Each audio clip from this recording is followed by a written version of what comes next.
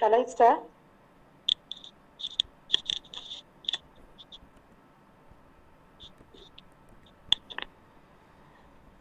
Devin, start karo. Yes. Good morning and happy Raksha Bandhan to all. Respected Principal Sir, distinguished guests, speakers, delegates, colleagues, and students. I, Dr. Dejani Mitro, co-convener of this webinar and EC member, Belur Research Association of Social Science, welcome you all to this one-day national webinar on impact of COVID-19 on Indian economy, prospects and challenges ahead, which is organized by Department of Economics, Shonamukhi College, in collaboration with Belur Research Association of Social Science, or BRAS. So, without wasting much time, I'm inviting Honorable Principal Sir of Shonamukhi College, Dr. Bappavitto Mundol, for his welcome address. Welcome you, sir, and over to you, sir. Thank you.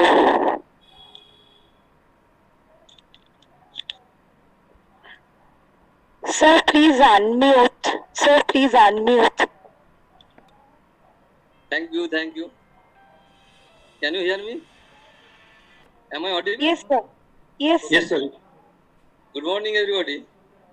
Our honorable President of DV, Sri Surojit Mukherjee, when I contacted him about the webinar of economics proposed by Dr. Saha and the Department of Economics, and he asked me, sir, please don't involve me because I am, my situation. But I am always with you, or with your institution, or with the economics department. The process should go on. He expressed his extreme love and affection to all the members, all the pixels of this webinar. And he promotes extremely and convey a message to all the members on behalf of Shonamukhi College to proceed, and has requested also to stay safe in this situation. Good morning to our Honorable Inspector of Colleges, Professor Jayant Kumar Saha, our chief guest. He actually belongs to Law Department of Bankura University. He is the professor in that department, but his non-stop cooperation as a Inspector of College, as additional charge, always his inspiration and cooperation to develop the colleges in Bankura University. Whatever I say about him, it will be lesser in any time, any date, irrespective of time. Good morning to our respected resource persons. Dr. Kanak Kanti Bakchi, Sir Namaskar, Professor of University of North Bengal. Dr. Somnath Hajra, School of Oceanographic Studies of Jadavpur University. Namaskar, Sir. And Dr. Amit Sadhuka, Assistant Professor of Tata Institute of Social Sciences, Hyderabad campus. All of you, I welcome all of you in this August attempt by all of you, better to say by all of us. Distinguished delegates, I should say good morning to all of you. And I must say, and I am saying from the core of my heart, good morning to all of you, distinguished delegates and participants. My dear students also, good morning to all of you who has participated here. I really honor your interest, because you are the future of our society, and hope your future will be fulfilled as according to your wish. I earnestly or heartily, whatever be the word, but from my core of heart, I welcome to this webinar. The subject and topic, so far I can remember, impact of COVID-19 on Indian economy, challenges and prospect ahead. This is organized by Department of Economics of Shonamukhi College and the BRAS, Belur Research Institute of Social Sciences. So far I can remember the full form. Am I right? We all know economics and commerce are the two main organs of society for the betterment of society. If economics is the heart, then commerce is the head. Otherwise, development of society is impossible. And mathematics and philosophy will show the avenues, or will act as the main blood of constituents. And I think rest of the subjects will provide as a food provider, will act as a food provider for the society, for the betterment of our society. So I think I'm able to explain the importance of economics or commerce for our society.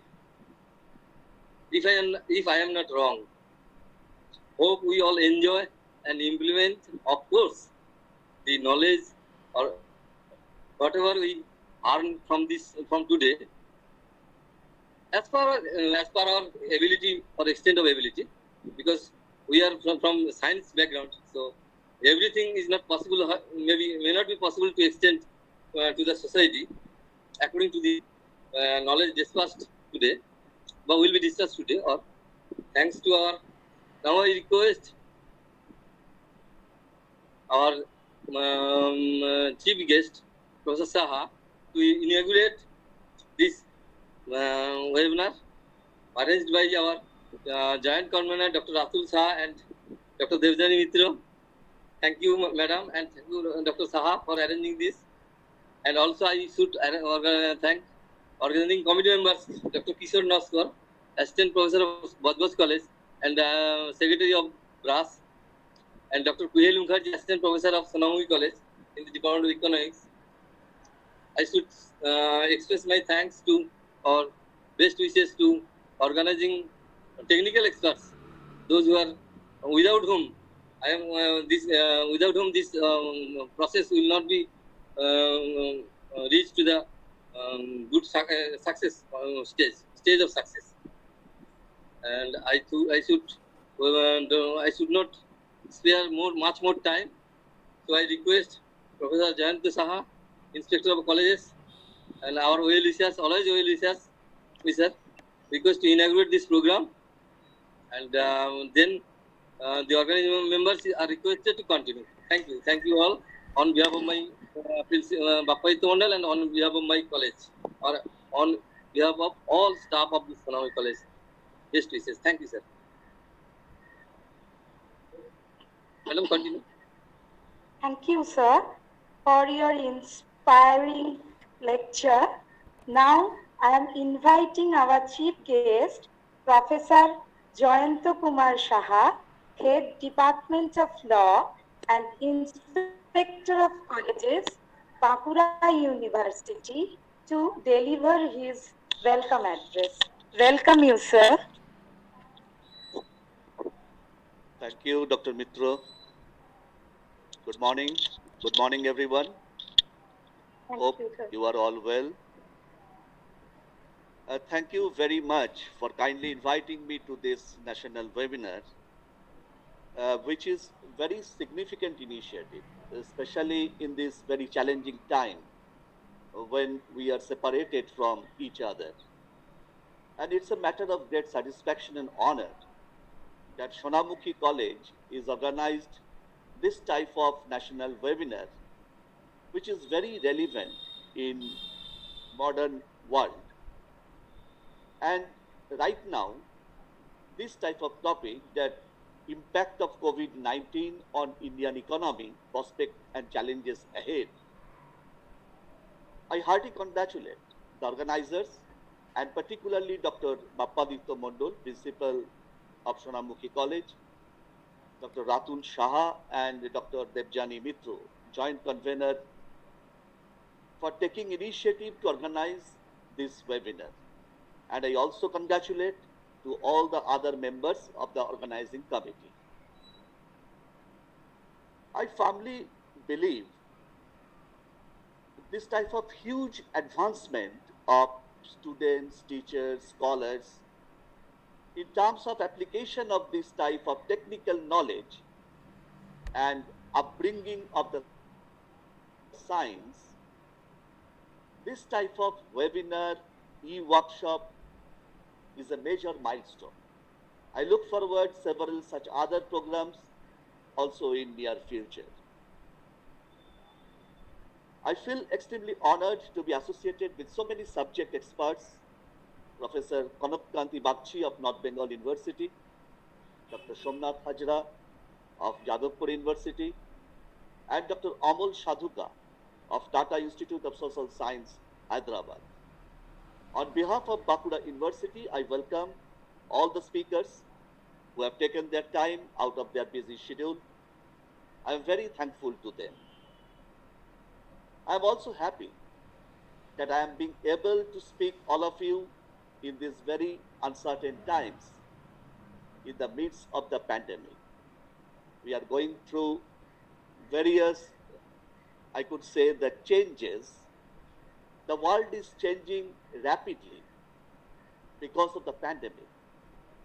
And the pace of change has become even more. Actually,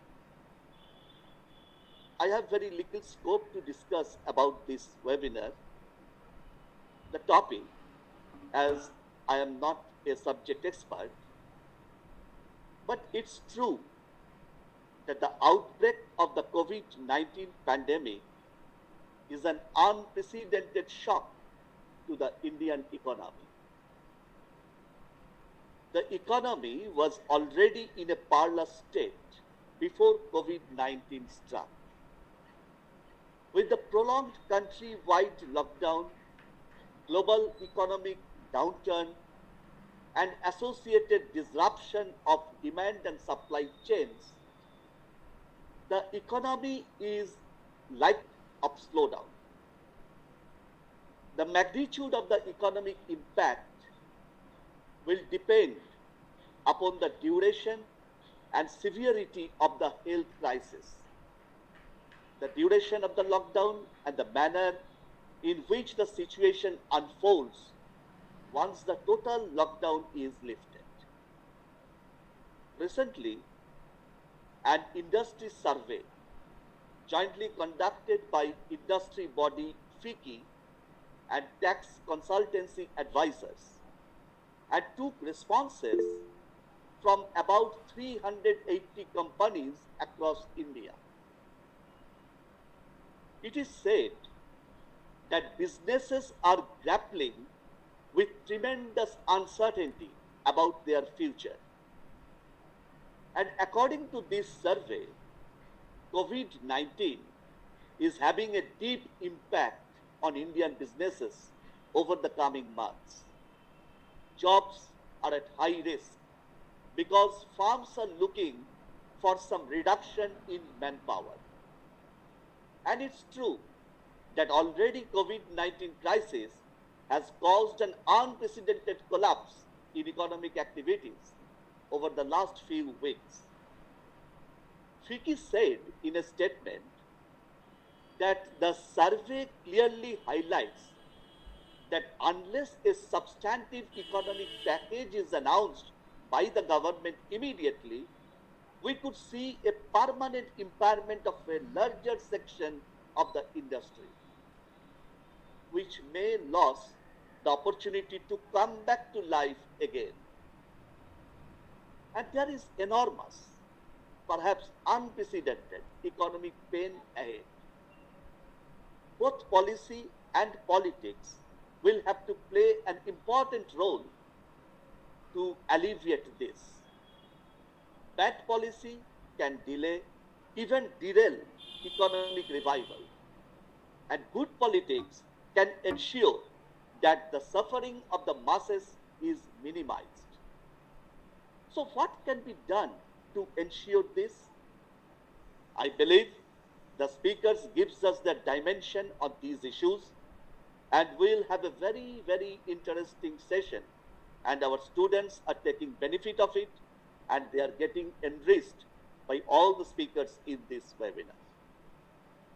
So without wasting further time, I hand over the mic to convener of this webinar. Again, I would like to convey my thanks to everyone for patience hearing, and I declare the webinar open. Thank you. Thank you, sir, for your informative and thought-provoking speech. So, this is the time for Technical Session 1, and it's my privilege to introduce our first speaker, Dr. Kanak Kanti Bagchi, Professor, Department of Economics, University of North Bengal. He will deliver his lecture on the topic Challenges and Opportunities for Indian MSMEs post COVID-19.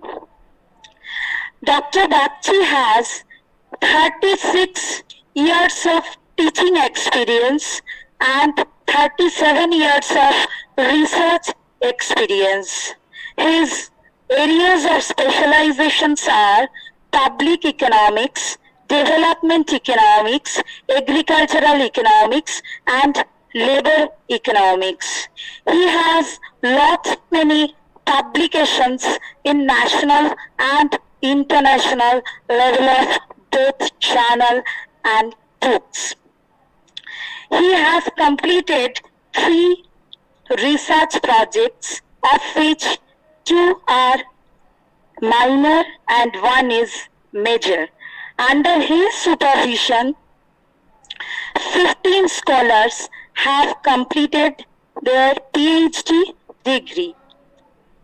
And also, he visited numbers of countries like USA, UK, Japan, South Korea, Switzerland for seminar and conferences. And he conferred with Ambedkar Award 2010 of University of Calcutta in recognition of contribution towards upliftment of Dalit people as writer, educationist, organizer, and social activist. Except this, he is the life member of 10 professional academic bodies. I, on behalf of Sonamukhi College as well as BASH, welcome you, sir.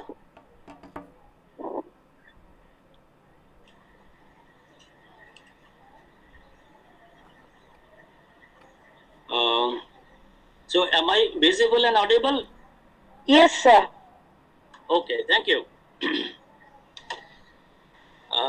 Good morning, everyone.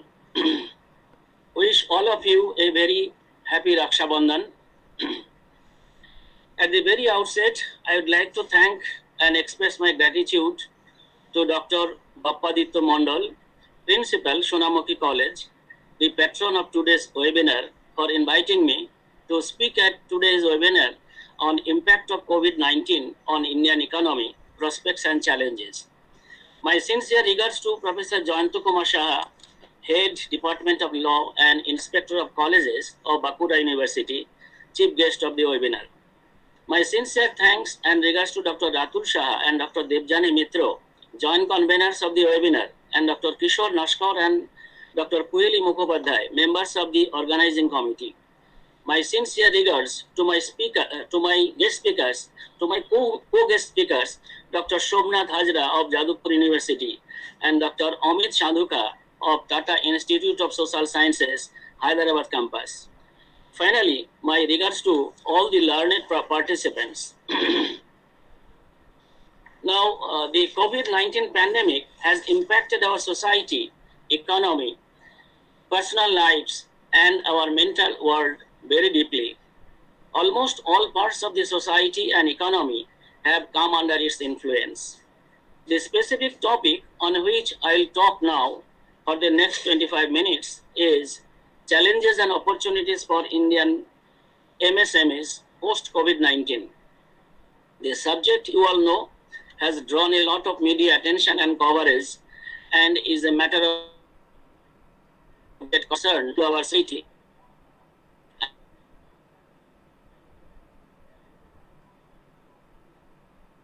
Something which Because of IT, due to its bearing on the lives and livelihoods of some 11 crore people in India. Lots of discussions are going on through webinars, informal talks among citizens and groups of people about challenges and opportunities for Indian MSMEs post COVID-19. In my presentation, first I shall narrate the state of things on the issue as of now, and then share my own thoughts about the challenges before MSMEs and prospects for the MSMEs in Indian economy. Now let me share my PPT with you. Just a minute.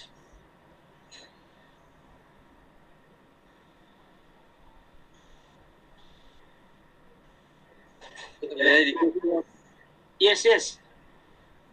sir, mixed language or bilanguage হলে একটা কি ছেলেমেয়েদের কিছু সুবিধা হবে আর কি। আচ্ছা আচ্ছা ঠিক আছে ঠিক আছে। ইংলিশে আছে, আদার স্টেটে তাহলে অসুবিধা হবে না, আদার স্টেটের কোনো পার্টিসিপেন্ট থাকলে। আচ্ছা তাহলে আমাদের স্টুডেন্ট যারা আছে তারা একটু বেশি ইন্টারেস্ট হবে, যদি কিছু মনে না করেন। না না ঠিক আছে ঠিক আছে। Thank you sir. ঠিক আছে, thank you.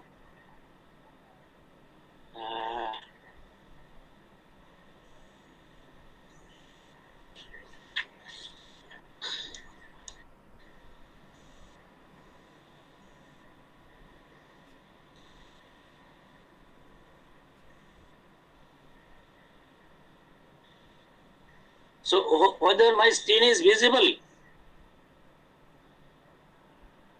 Yes sir, yes sir. Oh, so the PowerPoint is visible? তিনটা শেয়ার হয়নি। ও স্ক্রিনটা শেয়ার হয়নি না? না, স্ক্রিনটা শেয়ার হয়নি। আচ্ছা, মানে পিপিটিতে দেখা যাচ্ছে না না? না না না, রাতুল একটু হেল্প করো। আচ্ছা,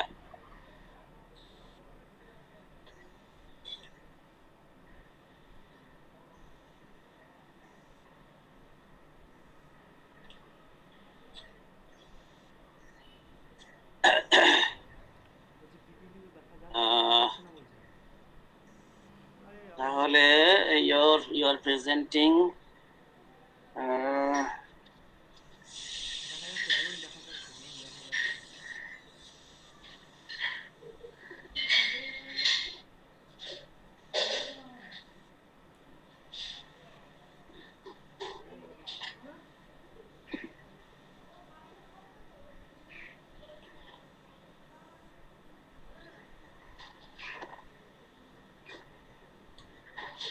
so can anyone help?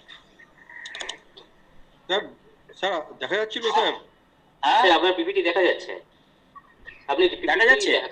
হ্যাঁ দেখা যাচ্ছে। দেখা যাচ্ছে স্যার? হ্যাঁ হ্যাঁ হ্যাঁ, আপনি পিপিটি শো করেন, দেখা যাচ্ছে। হ্যাঁ হ্যাঁ হ্যাঁ, আপনি শো করেন। হ্যাঁ পরিষ্কার দেখা যাচ্ছে। আপনি ওটাকে এনলার্জ করে দিন। হ্যাঁ ঠিক আছে, ঠিক আছে ঠিক আছে sir.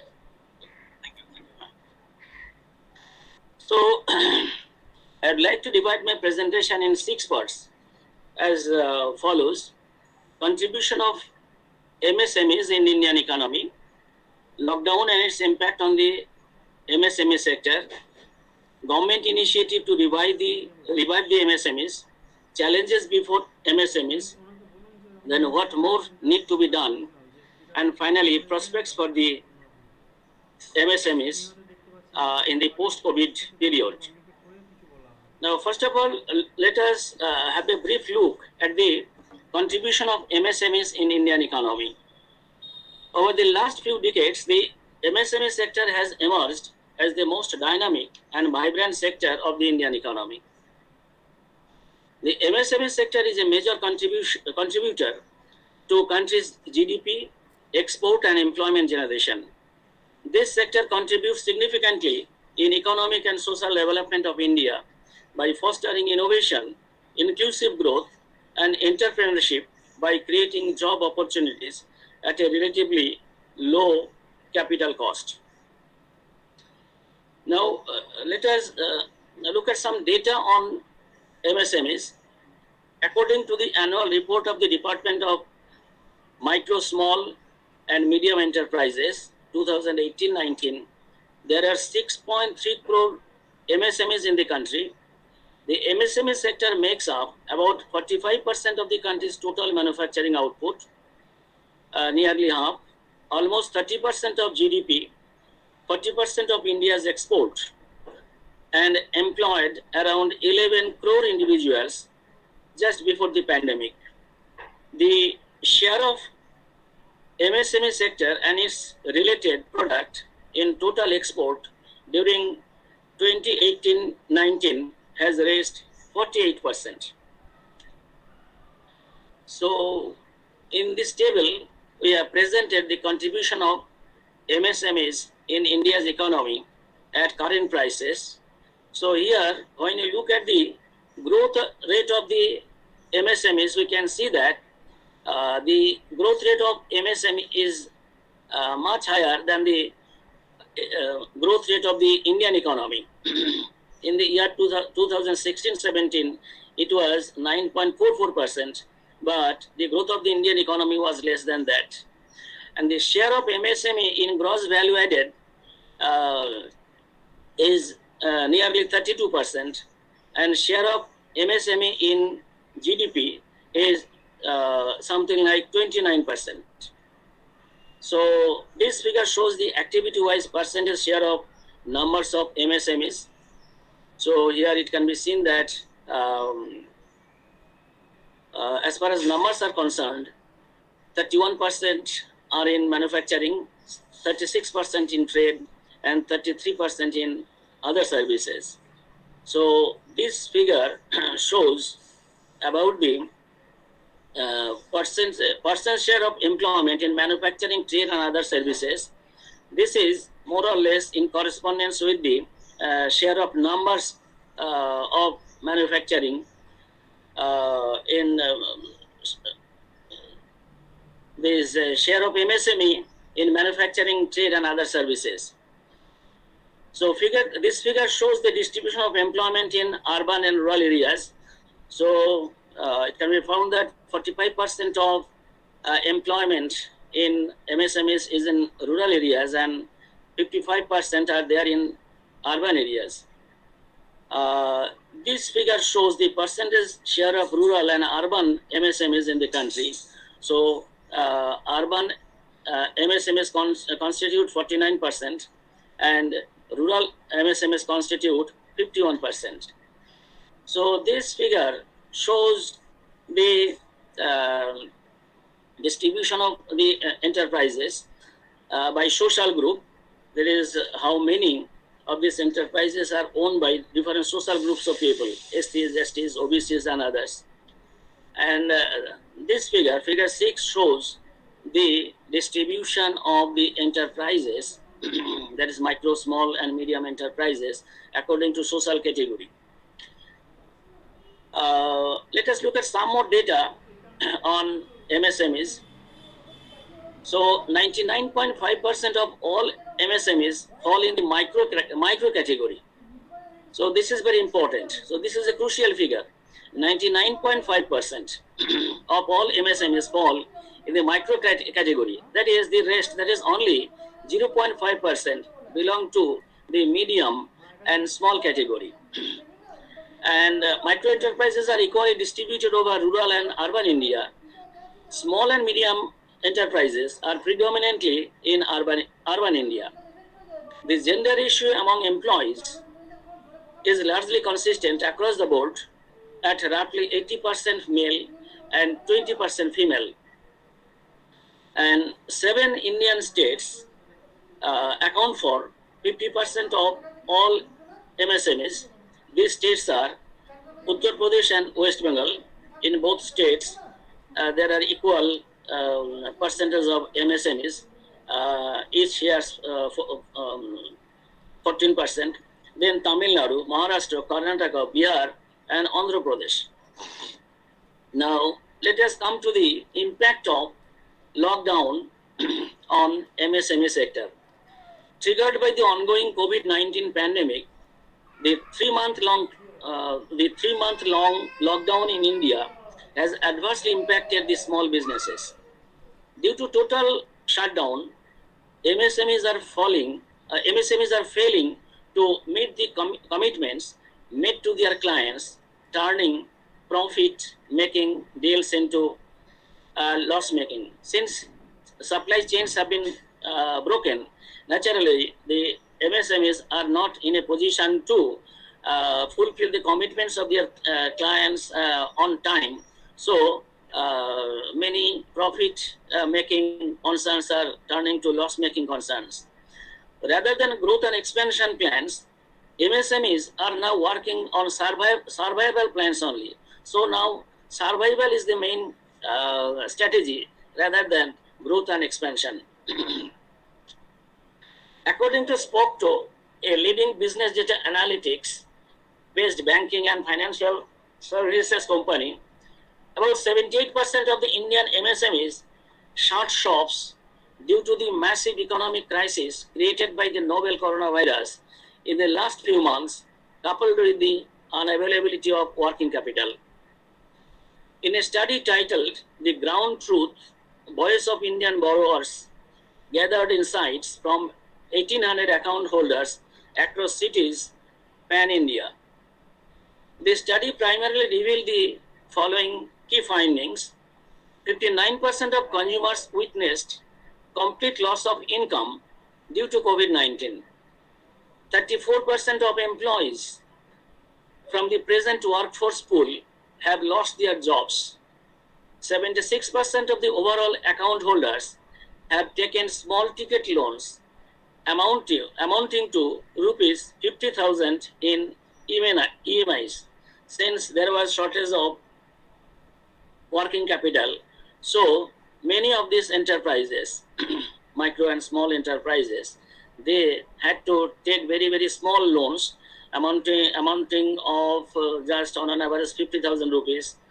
But these most of these loans are unsecured loans. Government initiative to revive the MSMEs. So let us look at the initiatives taken by the government. In the meantime, most of us are aware about the initiatives taken by the government for the revival of the MSME sector. So let us briefly mention each of these initiatives or measures. Estimates suggest that the sector created around, now first of all let us see why this initiative was necessary. Estimates suggest that the sector created around 13.5 million to 14.9 million new jobs per annum between 2015 and 2019. So from the point of view of employment generation, this sector is very useful. Therefore, the need to prioritize the MSME sector survival and revival is obvious. However, this needs a concerted effort from the government and business to be able to survive and revive in the post-crisis period. Now, this COVID-19 has come up with its set of problems and challenges for MSMEs. To combat these challenges, on 12th May 2020, the Narendra Modi government announced a 20 crore Atmanirbhar Bharat Abhijan, a stimulus package to reboot India's MSME sector. Key announcements related to the MSMEs are the following. Rupees 3 lakh crore collateral-free automatic loans for business, including MSMEs, with a 100% guarantee by the center and 12 months moratorium of principal repayment capped on interest rate and no guarantee fee. Rupees 50,000 crore equity infusion through MSME fund of funds to growth-oriented MSMEs. Rupees 20,000 crore partial credit guarantee scheme to support distressed MSMEs through Credit Guarantee Fund Trust for micro and small enterprises. Then there has been a new definition of MSMEs. Here, in fact, the investment limit and turnover volume of turnover has been increased to redefine the MSMEs. Global tender to be disallowed up to rupees 200 crores. That is the works of the government for which is done by these different business enterprises, and tenders are float, and for this will be prohibited henceforth.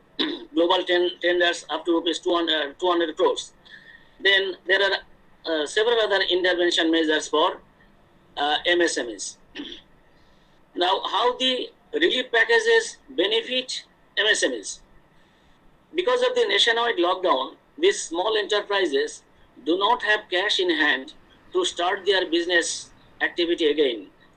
To break this blockage, the Government of India proposed for collateral-free loan to these MSMEs with guarantee by the central government. So with these announcements, the MSMEs are expected to benefit in a big way. About 45 lakh small businesses are likely to benefit out of these proposals. There are certain challenges before the MSMEs during this COVID-19 pandemic time. The challenges are like this.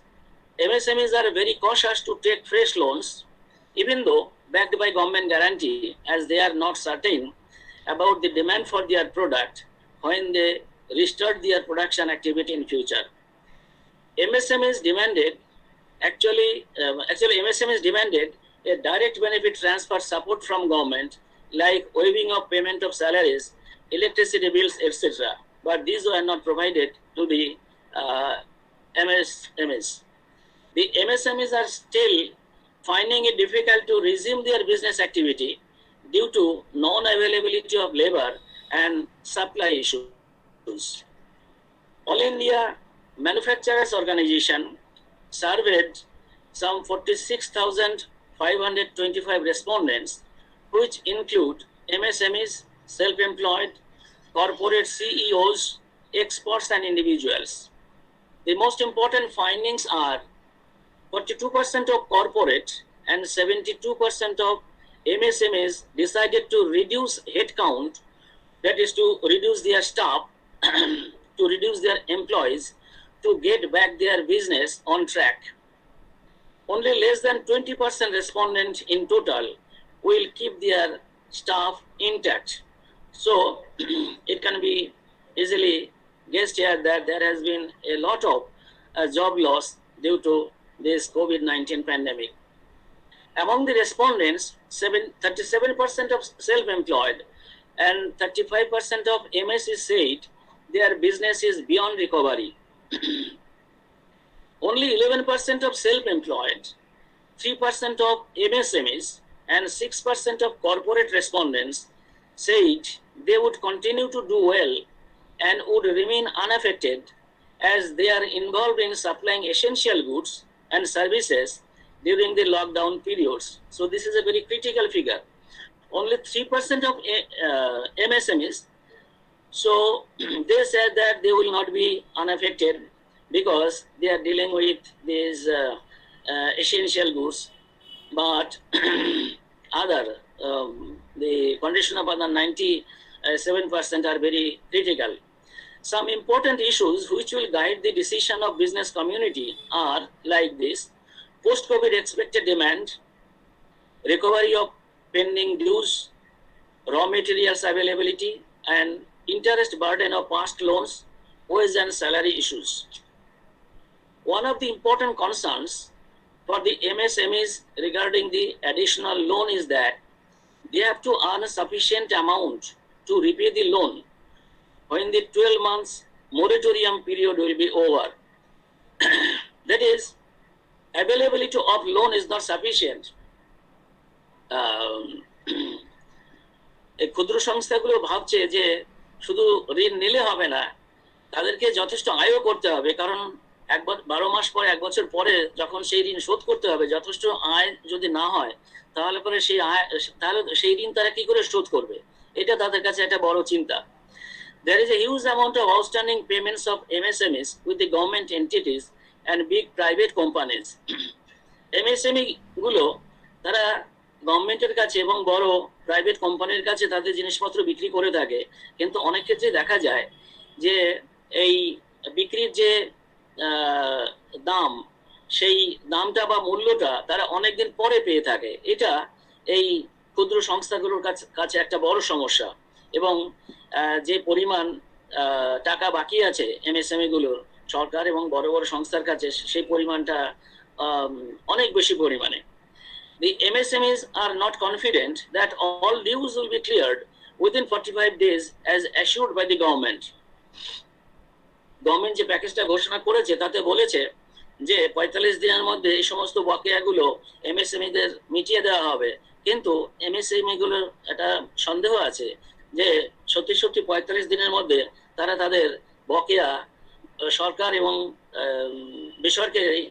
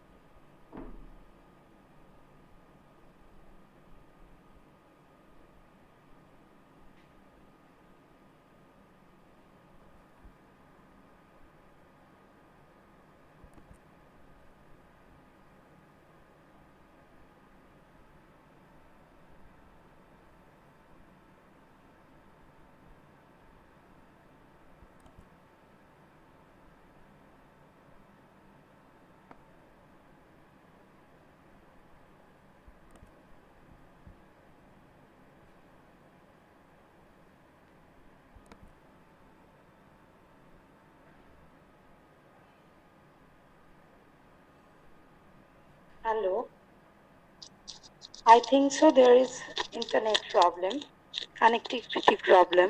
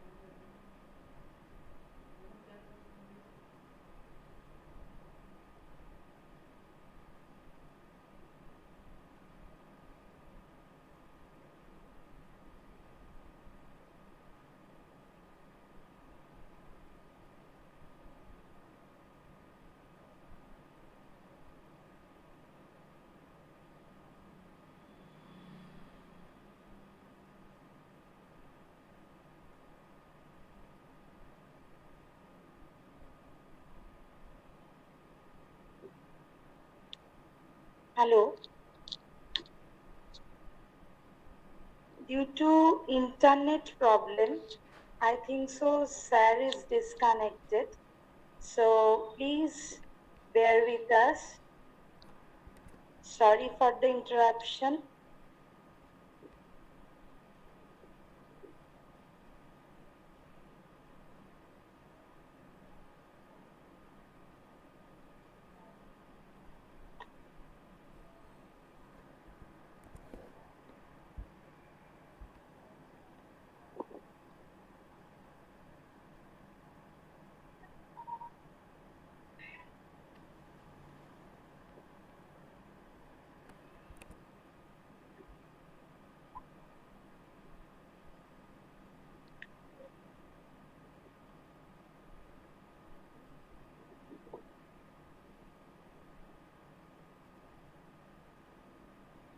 Hello.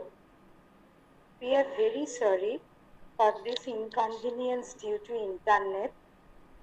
Please stay with us. Please be patient. We will contact with Sir.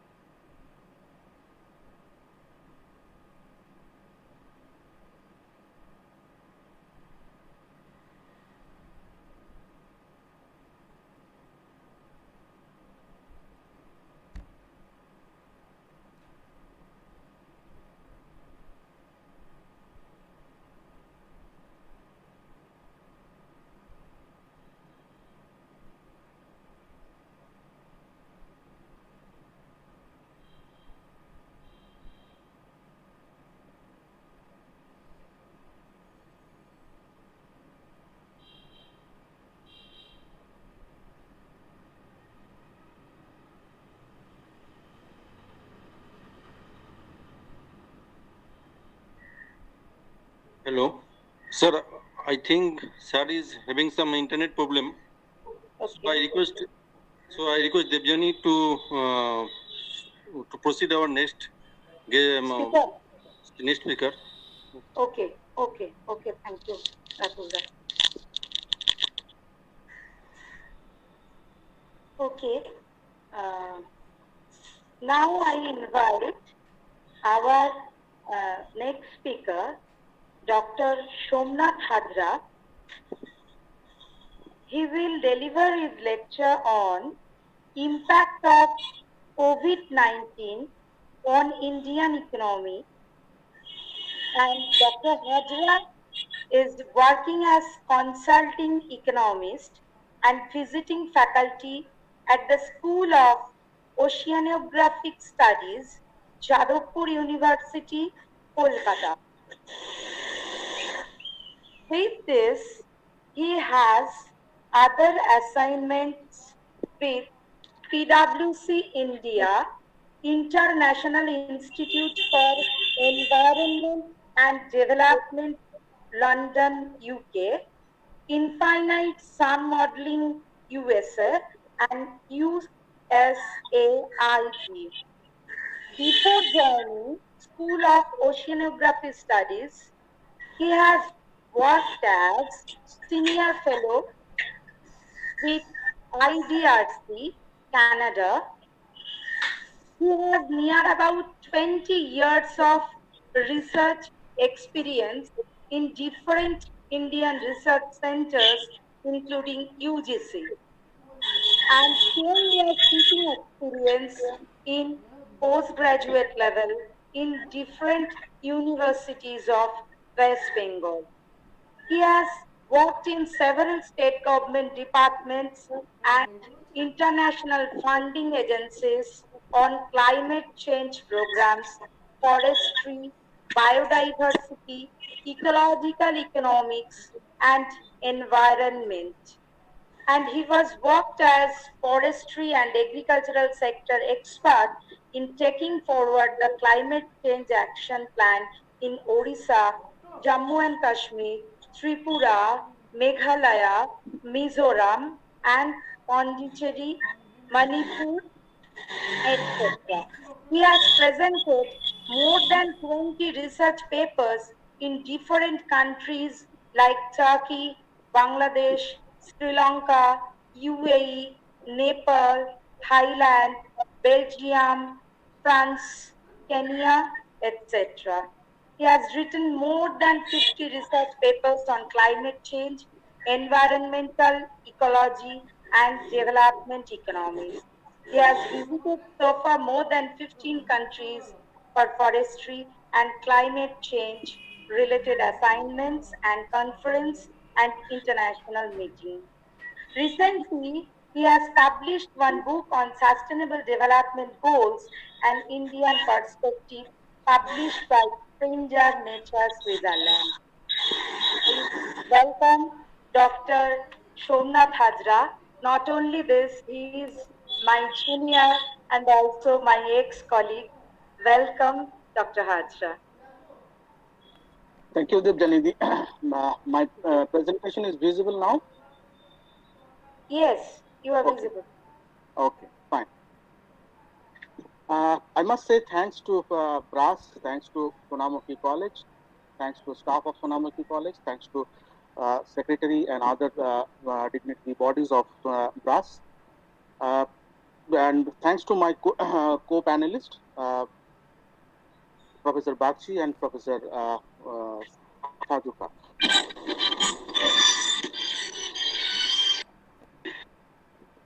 Is there any problem?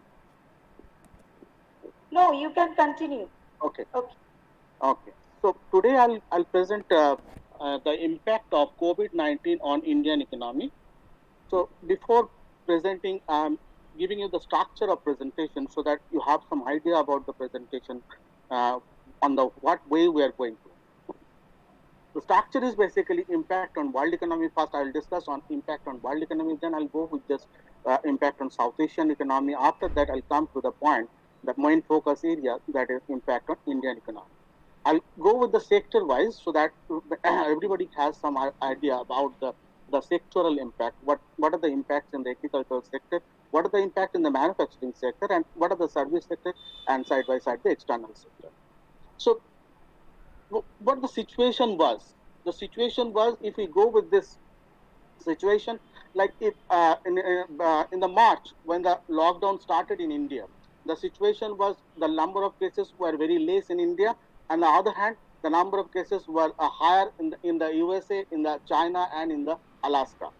So this is the situation in the March in 2020. And what is this current situation? 30th July situation. So situation is little bit, not little bit, is far different than the previous situation.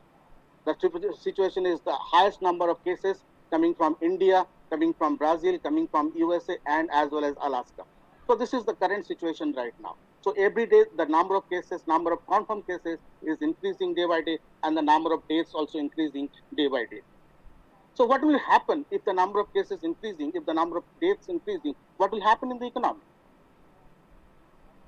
So I'll come to the point, because in the COVID-19, as per the World Bank is saying this is one of the deepest recession after the Second World War, because this crisis leading to this crisis, nothing but the health crisis, it's leading to the global crisis, and this global crisis is basically the deepest one than the other one in 1932-32. So what is the current situation? As per the World Bank, what World Bank is showing? World Bank is showing in the three different segments, like high income countries, developing countries, and the low income countries. And what is the current situation, and what is the situation earlier? The situation earlier was in 2017, the GDP growth rate was 2.4 in the high income countries, and it is expected, it is forecasted that the growth rate will going down up to 6.8%. It's a negative growth effect. And the developing countries also getting the negative growth rate, and the low income countries also get the growth rate will decrease, but not the negative growth rate. It's a 1% growth rate they will get. So in that way, the World Bank estimated, and what is the situation World Bank is showing? World Bank has estimated, projected a review on that they're showing that what are the recession from the 1871 to 2021, that 150 years they are showing that most of the countries are expected to face recession in 2020. But we all know that 1931-32 recession was the highest recession till now, before the COVID. But after COVID, it is like in the 1931-32 recession, around 82% of the country, of the entire of the whole country are expected are in the recession. But in 2021, around more than 90%, not only 90%, it's around 95, more than 95%, and countries are expected to face recession. So what is the situation in the per capita GDP growth and the GDP growth rate. We have seen the GDP growth rate going down, and as not only the GDP growth rate, the per capita GDP growth rate also going to negative in 2021.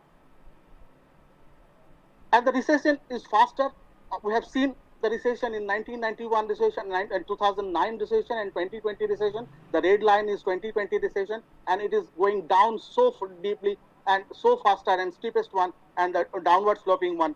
So after we have seen, this is after like March, the process is continuing. What is the unemployment situation? It is not like that. The before COVID, we are in a very good position in the global unemployment situation, and but the situation is like very much a normal situation, like very minimum percentage of ups and downs we have seen. But after the COVID, what was the situation? What is the situation we are facing? The situation is unemployment is increasing day by day.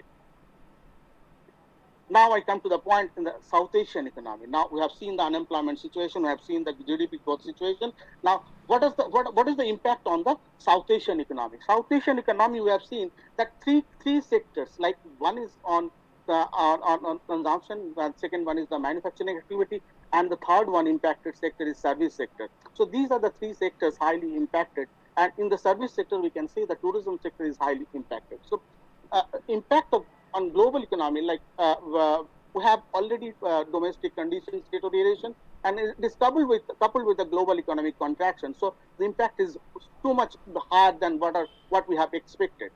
And the stronger surge, we have seen that financial market stress, we have seen the deeper pullback in the remittance inflow, because most of the South Asian countries are based the contribution of remittances is higher in most of the South Asian countries.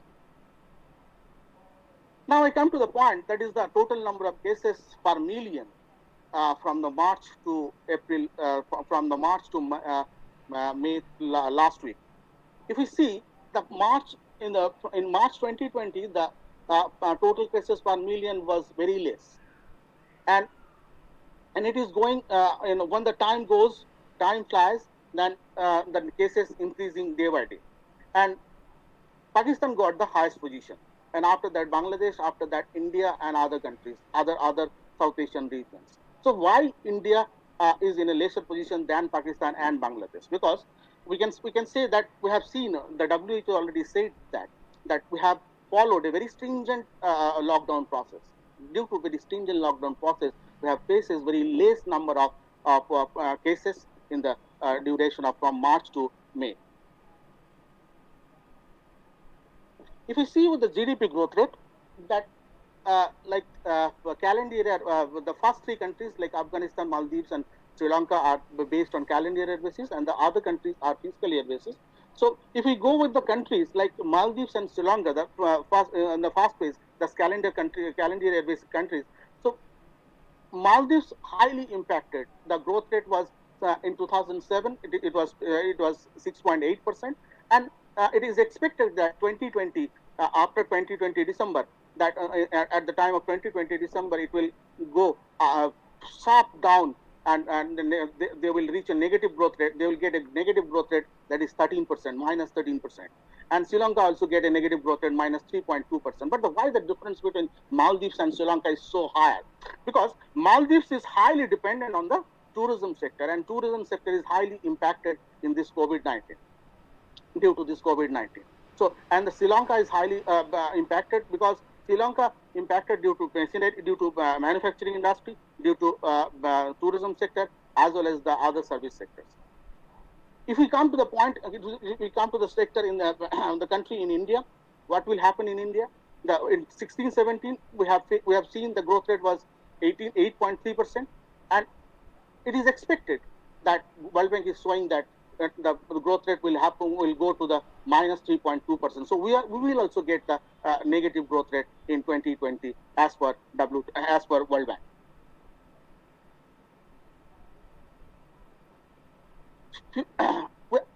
I'm showing that remittances. I have already told that remittance has a highest major contribution in the South Asian region, and we can see the Nepal in Nepal around 10% of GDP comes from the remittances.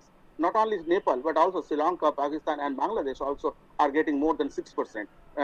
Contribution is more than 6% from of GDP.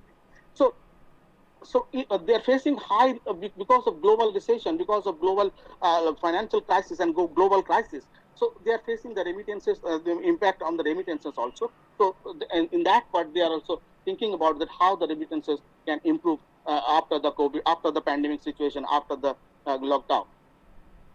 What is the profile in the date profile?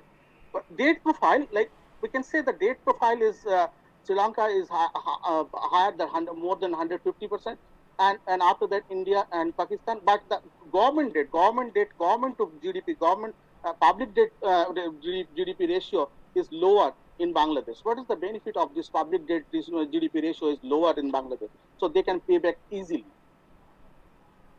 They can pay back easily, so they are in a very good position. And now I come to the point on the Indian economy. I'm going with this Indian economy like from the lockdown situation and from the history of lockdown. What is the history of lockdown? We have started our lockdown on 25th March with a very much stringent lockdown, and the second phase lockdown started on 15th April. Little bit moderation, little bit like relaxation we have seen, and after that 4th May, the third phase lockdown, and after that the 4th phase relaxation, more relaxation we have seen after 18th May. And unlock phase started from June 1st, and unlock phase 1, phase 2 started. Okay, and after that we have the government is saying like the state body is the will decide what to do and what not to do. So what was the situation of daily growth rates, daily COVID-19 deaths? If we see that in June, in the March 2020, the 10th March, the growth rate was very minimum, close to zero. And if we go with the 17th March and 24th March, the death rate was so high. And if we time that from the March to I think June 2020, the death rate was in the March it was so high, and after that is going down. So in that way, the death rate is going down because the number of cases increases, number of deaths is decreasing. So in that way, death rate is decreasing. So after lockdown, and if we go with the number of deaths, like in the last week of June, it was 14,000 around, and right now, and today I have seen that death rate. I think the total number of deaths is 38,000, and the number of cases is around 17.5 lakh. And what is the implication of this pandemic? What is the situation? What is the shock? If we go with the macroeconomic, there's total two types of shock we have seen. One is the supply shock, and other is the demand shock.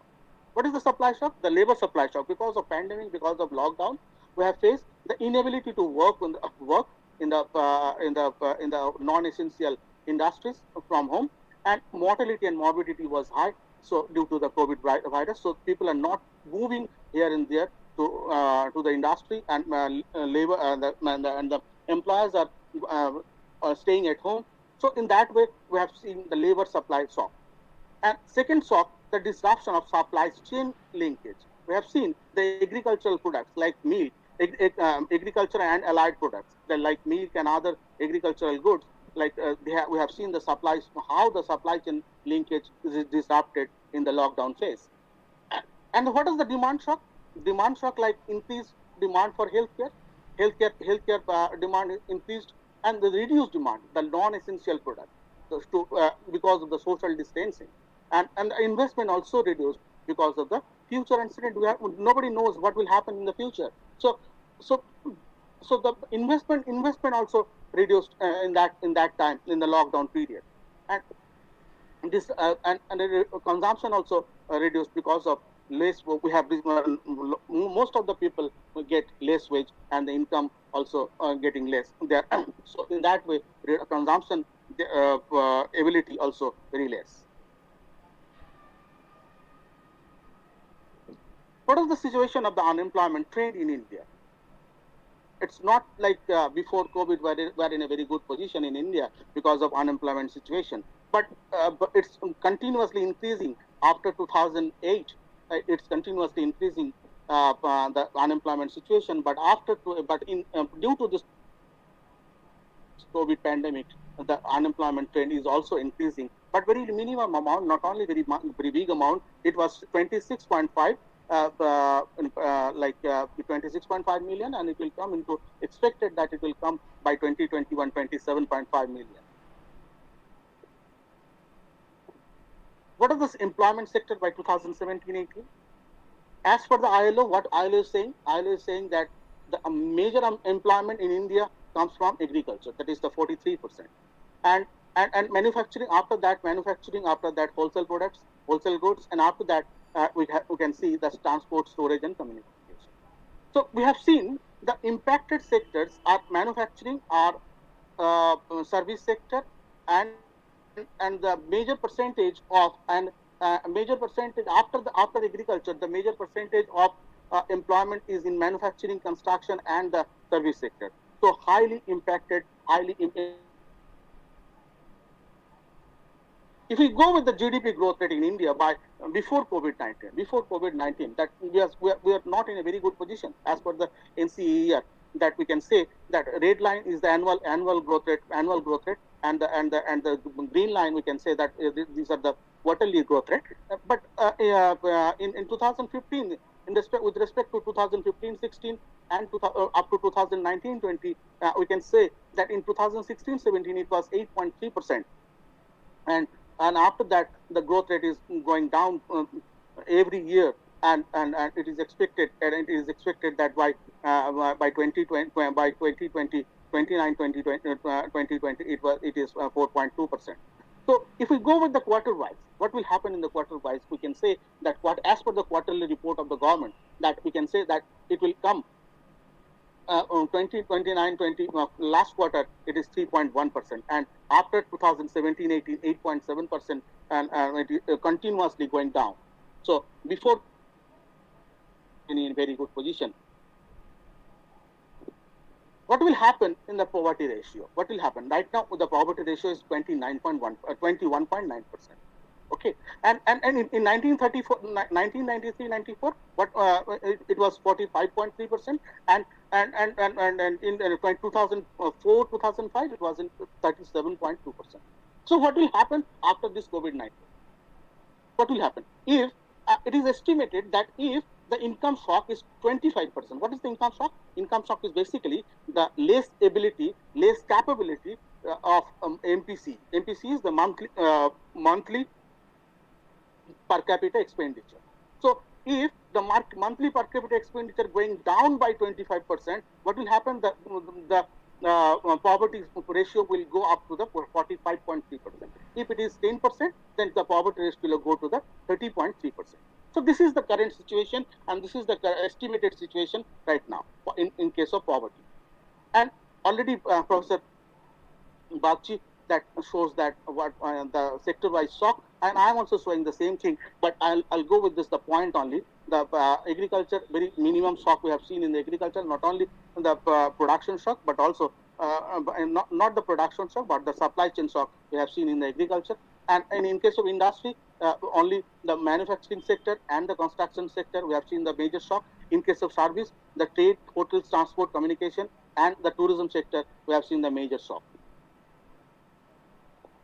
What will happen in the food production? I have shown that. I have already told that production is not hampering, because the social distancing is not hampering the production, but the hampering the supply chain of agriculture. So the production is continuously going upward. And the industrial growth. What will happen in the industrial growth? The red bars are showing in annual growth, and the green bars are showing quarterly growth rate. So it is seen that in 2015-16 the growth rate was 9.6% industrial growth rate, and before COVID-19 the growth rate was continuously declining, and it is seen that it is estimated that by 2020 it was the growth rate was 0.9%.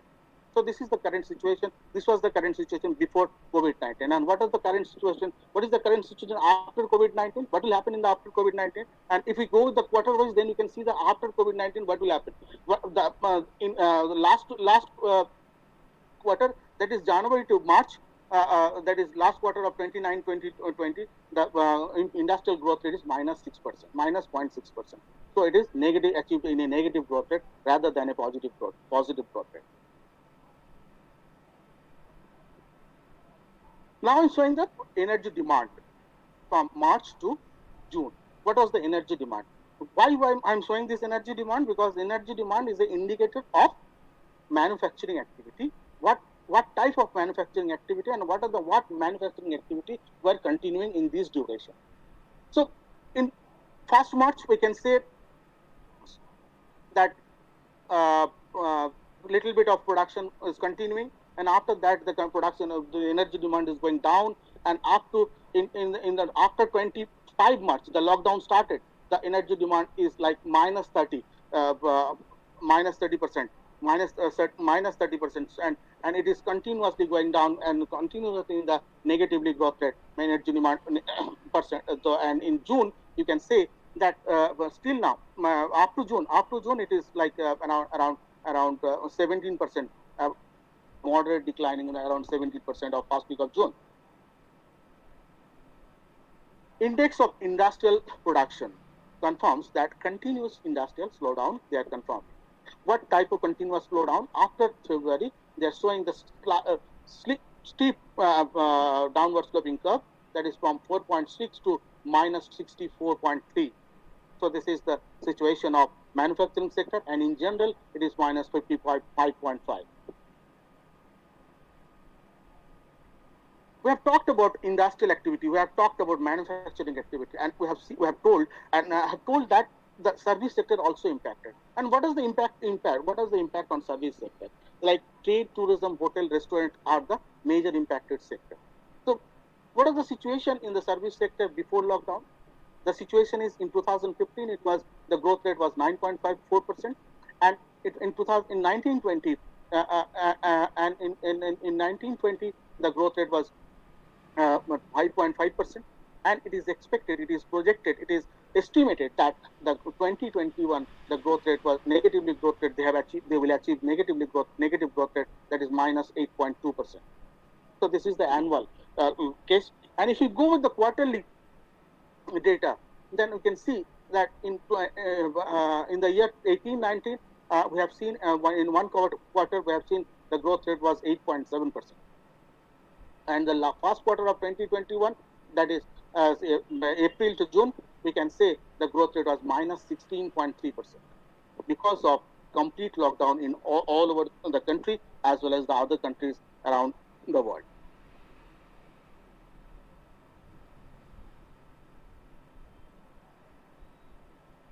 What is the situation? What is the situation in the external market? The situation in the external market, we can see that the export of goods and services is like going down up from the February, sharp decline. We can say that from 4.4% to -39.3%, and it will after April or the May first week, that when the from the 1st June the lockdown unlocked period was started. And before, like from the 17th May or something like that, the more relaxation we have seen. So in that way, that little bit of export we have started. In that way, that little bit of good situation, situation is going good. Like after April or 15th May, we have seen that Atmanirbhar Bharat, that already the government of India shown that. Around 9.3% stimulus package they have given to the society, given to the community. And what was the stimulus package? That already RBI liquidity injection was 4%, and credit guarantee measures was 4.1%, and fiscal component was 1.3%, and which is not in the stimulus as impact, but they had contingent liability also given that 0.5%, and already Professor Bakshi shown that how MSME will get the benefit and how MSME will get the loan from the this activity, these guidelines. And but before conclude, I can say one thing, that we know that there is two types of shock. One is supply shock, another is demand shock. So after the pandemic or after the lockdown or after the unlock situation, we have to think about these two situations: the supply side as well as in the demand side. What are the supply side? The labor supply has to improve, and the supply side that the supply chain has to improve. On the demand side, the non-essential good demand has to improve, so that the economy will get the better position than the lockdown situation. And we can say that the two priority sector we have to keep in mind. That is, one is that health sector, another is that the reduction of poverty, because we have to have keep in mind vulnerable. We have to give some free food facilities to the vulnerable population, so that they will get some benefit from this free food facilities from the PDS system. And not only the free food facilities, we have to think about this health. We have to think about the health system also, health reform also. Whatever, because right now we are investing where the health expenditure is 2.5% of GDP right now in India, but we have to make it minimum 5% of GDP, so that we can give some more.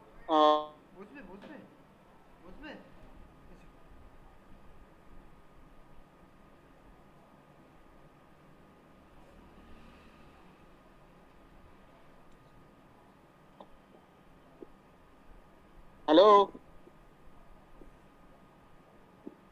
Hello. Yes. Yeah, I have completed. Yeah. Thank you, Somnath, for your nice presentation. It is very much thought-provoking and informative also. Before going to question answer session, once again, I'll invite Dr. Professor Bakchi for his remaining lecture. Actually, due to this technical problem, he has lost the connectivity. Bakchi sir, will you please continue?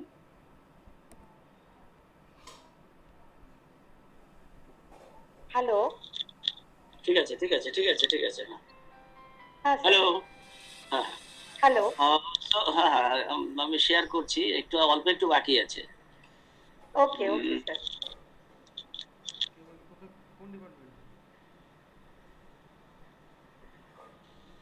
আমি একটু ব্যস্ত আছি, আপনাদের webinar চলছে।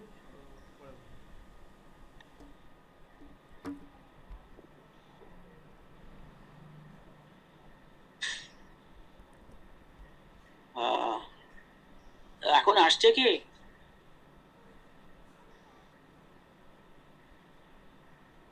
Yes, sir. Sir. And audible and visible, sir.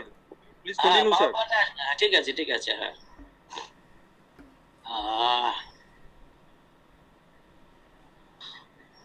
Just a minute. So, the last leg of my presentation, there is a prospects for MSMEs. So MSMEs are being given financial support, both in terms of loans and equity support for restarting their activity after the recent setbacks. And due to a series of nationwide lockdowns, it is expected that MSMEs will now be able to grow without fear of disqualification due to exceeding either volume of investment or turnover, as these have been raised. This would motivate MSMEs to grow without the need for creating more entities or such adjustments. The automatic loan of rupees 3 lakh crores without any collateral will be of immense benefit to MSMEs. The new revised definition will lead to strengthening, stimulating, and growth of the MSMEs. The provision of excluding the exports from turnover will encourage the MSMEs to export more and more without fearing to lose the benefits of a MSME unit, and expected to lead to more growth, economic activity, and creation of jobs. অর্থাৎ এখানে বলা হচ্ছে যে পরিমাণ রপ্তানি করা হবে, সেই রপ্তানির যে মূল্যটা সেটা টোটাল টার্নওভারের মধ্যে আসবে না, এবং সেটা যেহেতু আসবে না, সুতরাং এমএসএমই গুলো এক্সপোর্ট বেশি পরিমাণে এক্সপোর্ট করতে উৎসাহিত হবে, কারণ বেশি পরিমাণে এক্সপোর্ট করলেও সেটা যেহেতু তাদের টার্নওভারের মধ্যে ধরা হবে না, সুতরাং তাতে এরা উৎসাহিত হবে এবং বেশি করে এক্সপোর্ট করবে, সেটা আশা করা যায়। Another very important and effective intervention of the package is regarding government procurement, and there would be no global tendering up to rupees 200 crores. This will help the domestic companies, including the MSMEs of the country in particular. These units will be insulated against global competition. অর্থাৎ সরকার যে জিনিসগুলো কেনে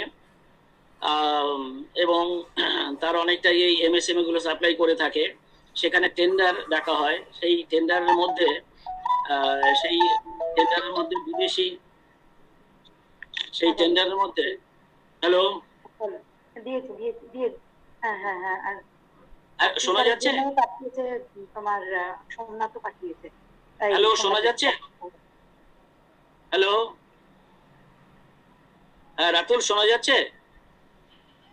Hello? Yes, sir, you are audible. Yes, sir, you are audible. Okay.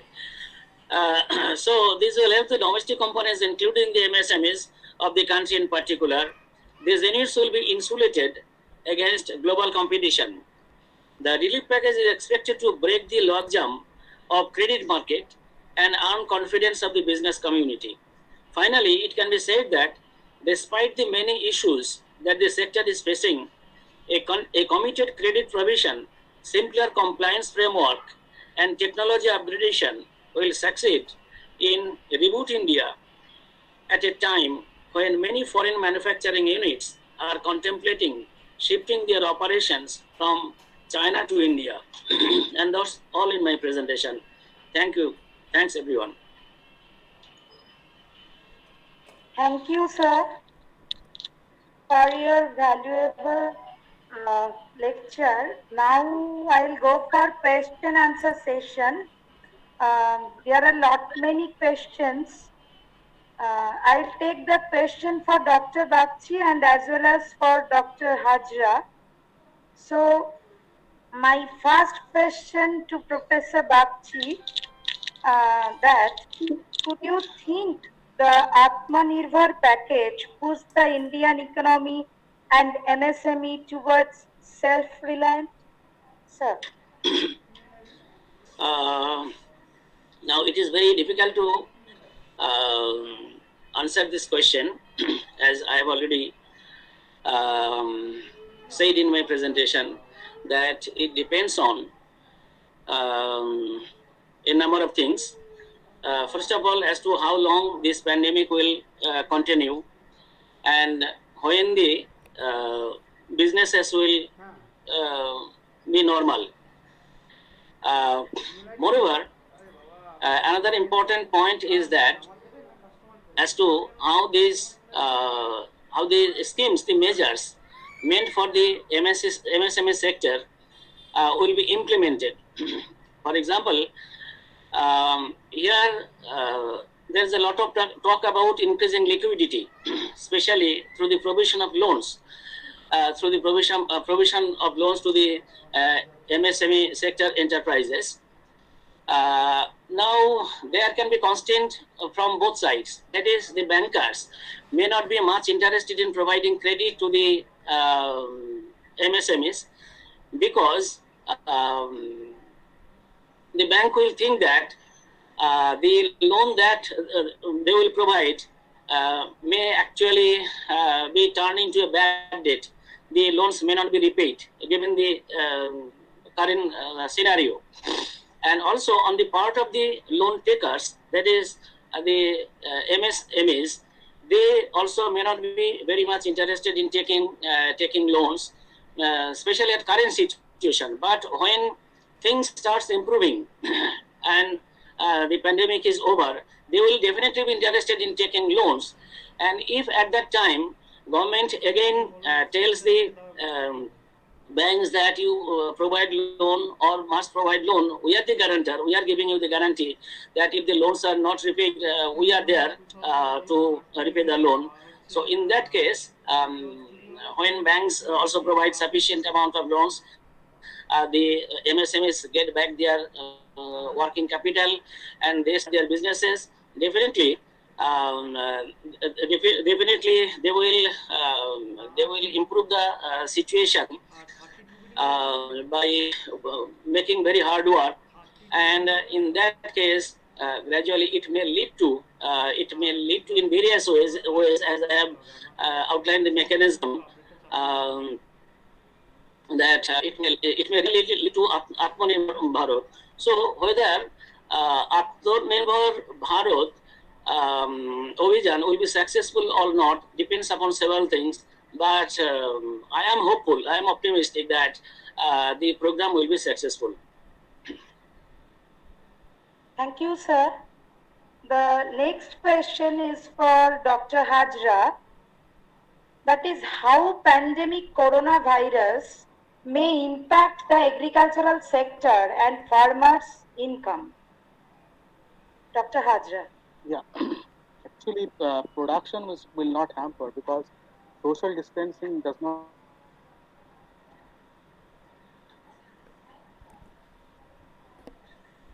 Part is the supply chain part. We have to improve supply chain. Through supply chain improvement of supply chain, the income of farmers will improve. In that way, we can improve the income of farmers as well as the big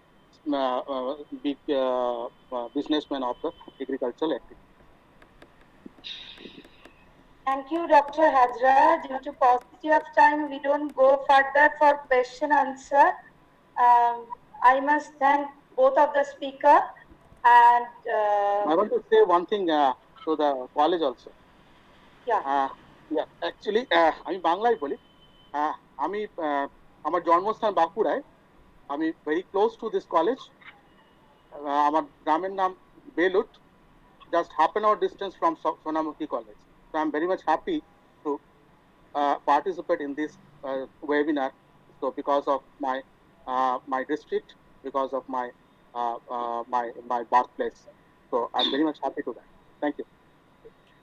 আচ্ছা, last আমি একটু বলছি।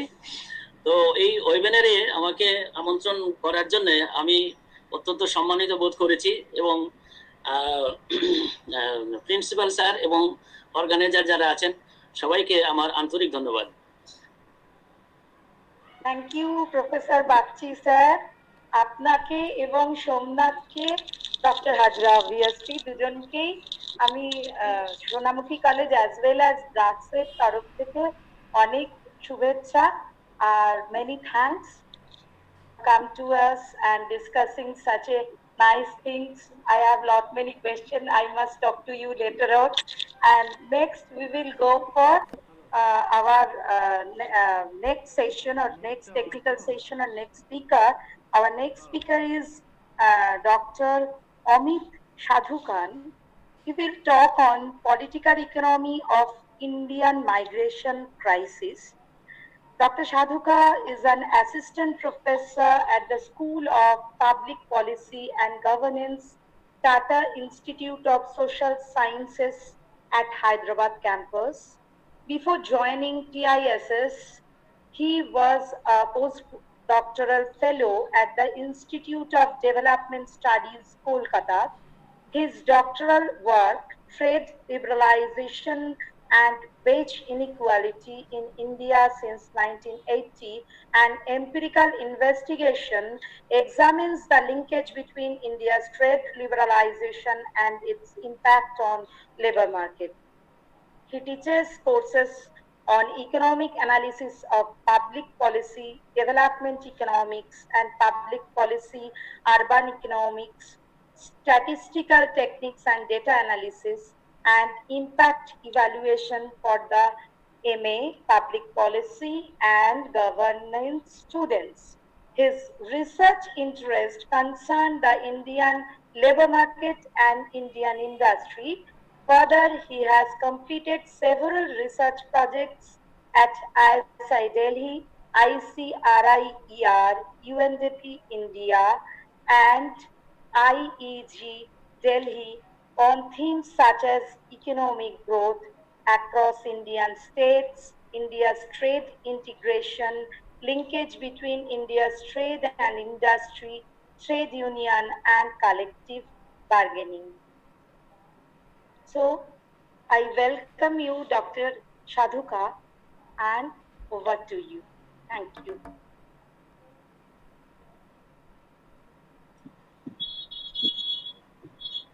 Thank you. Am I audible? Yes, sir. Okay, thank you. Okay, so thanks organizer for inviting me for this webinar.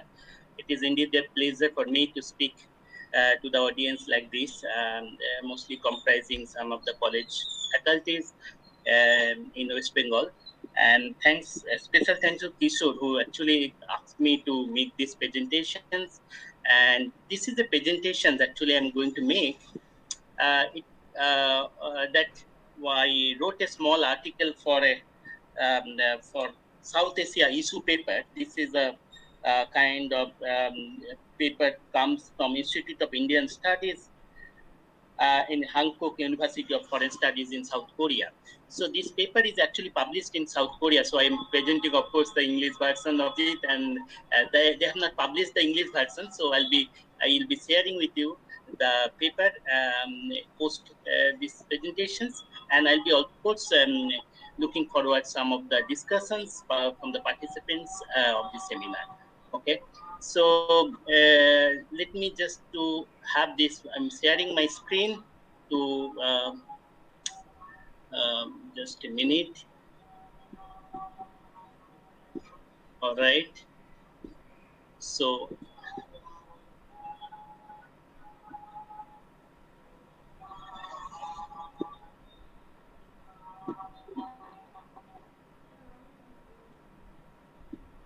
okay. So is my screen visible? Hello? Yes, sir. Yes, sir. Just, okay, is it visible completely? Okay. So what I'm going to do is that reading this paper, and this paper would be involving discussion regarding the what we see in the pandemic kind of causing a kind of human crisis beyond just the economic crisis, okay? And some of those explanations of what is the crisis in economy and society, perhaps hiding through the political economic lens, we can identify those kind of crises through a political economic lens, okay? Let me just start reading the paper, and I'll be coming across that some of the debate. So what is this? Political economy of Indian migration crisis. The COVID-19 pandemic has given a new perspective about the state of Indian migrants through the visuals of poor families escaping their economic and social vulnerabilities in the very Indian states they serve. This escape is life-threatening, with unimaginable uncertainties over long walks on highways, railway tracks, covering hundreds of miles. We all have seen such kind of pictures, videos through social medias, and of course, some of the TV channels, perhaps, right? Understand it. They are without much money, food, and drinking water. Coupled with scorching tropical summer, not to mention lack of medical aid that were provided on their long journey. Inevitably, this caused death from exhaustion, hunger, and thirst. We have seen people are dying on the road. This is a major humanitarian crisis. One author, one writer, prominent intellectuals in India claim this is a major humanitarian crisis. This is the side of statelessness. There is no state providing these very vulnerable people the most important, the most life-saving things they need in terms of giving the transport to go back to their hometown, food, water, medical aids, and so on and so forth. This is the site of statelessness. While the visuals of this such inhuman sufferings among the Indian migrants have surprisingly brought their plight to the public view through this pandemic, tracing its causes demand deeper insight. So it's not just seeing the people are facing difficulties, traumatic difficulties, we have to trace its real causes, and we have to demand deeper insight beyond just this episode. Just this pandemic is not going to help us to understand the plight of this problem.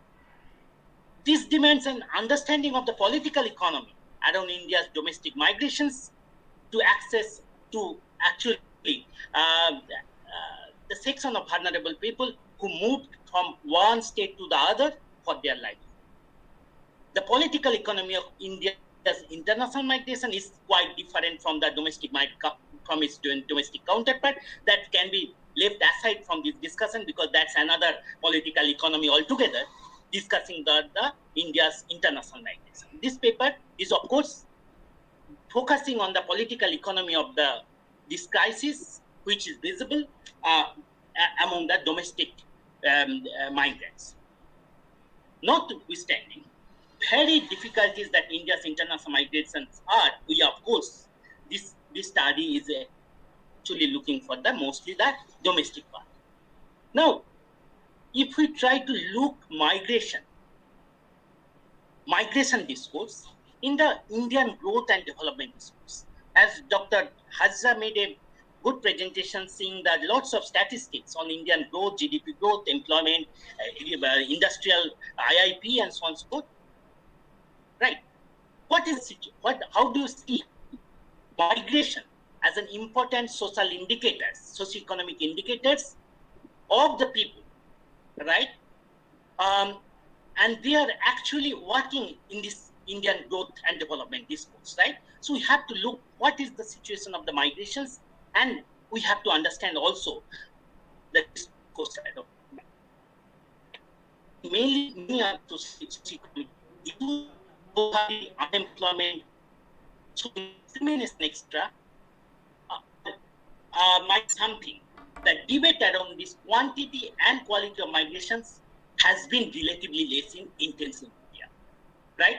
One of the reasons why we do not necessarily discuss migration in a way we discuss the other developmental issues, sometimes growth, all industry, and those are important, certainly. But we cannot ignore migrations, right, in that developmental discourse. That must have to be explained by these following presentations. Let us see. One manifestation of lack of priority given to issues could well be limited availability of migration data. Right? So anyone working on the migration issues in India would first tell us that there is a lack of data at the national level, pan-national level. So we do not have a kind of that much of acute problem of the data on many other things, but we have acute problem of the data on the migration situation. That must be explained somehow. Let us see. This does of course mean that because of lack of data, issues related to migrations have not been its due sensitivity, has not been given its due sensitivity, rather than the opposite. Let us. There are two trends of migration analysis in India. One trend takes the view that majority of the Indian migrants move to other richer states because of lack of economic opportunities at their own native states. Majority of them are, quote unquote, distressed migrants, working in informal sector in the cities. Many of them are working in the MSMEs, as Professor Bagchi mentioned.